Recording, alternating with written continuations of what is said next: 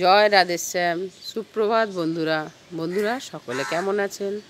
আশা করছি রাধেশ্যামের কৃপায় সকলেই ভালো আছেন, আমরাও খুব ভালো আছি। আজকে ছাদে কুয়াশা হয়েছে, ওই ছাদে জল দিতে গেছিলো, গিয়ে এখন ছাদে উঠেছি।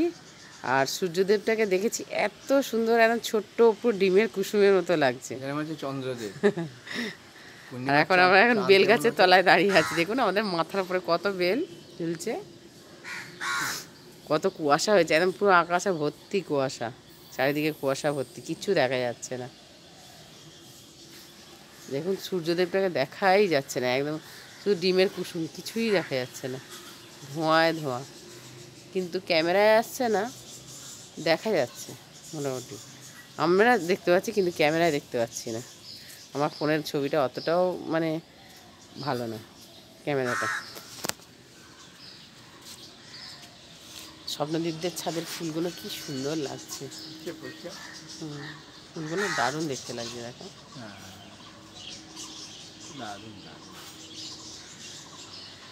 কুয়াশায় ছাদে সকালবেলা উঠেছি দুজনে, ছাদে জল দিচ্ছিল ওই ছাদেতে।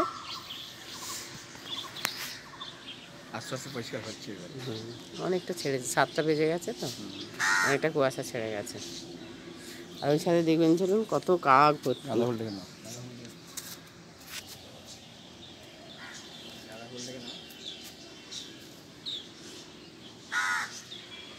আমাদের ছাদে এই যে তারা গাঁদাগানো হয়েছে, এবছরে গাছ লাগাতে পারিনি।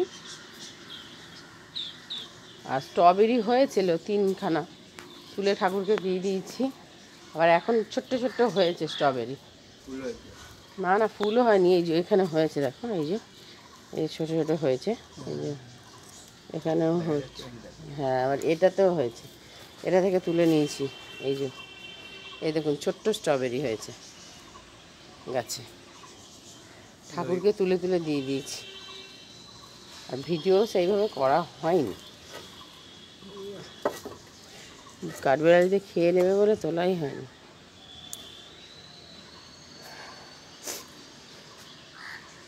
ছাদটা প্রচণ্ড নোংরা হয়েছে, এবার ঝাড় দেবো। ওই ছাদ মানে ওই দিককার ছাদে জল ছাদ হয়েছে তো, ওই জন্য।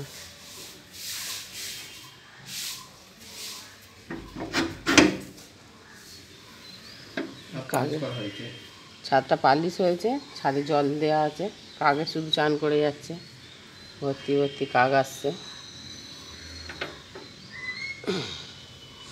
চলুন নিচে যাই, কাজ সারি।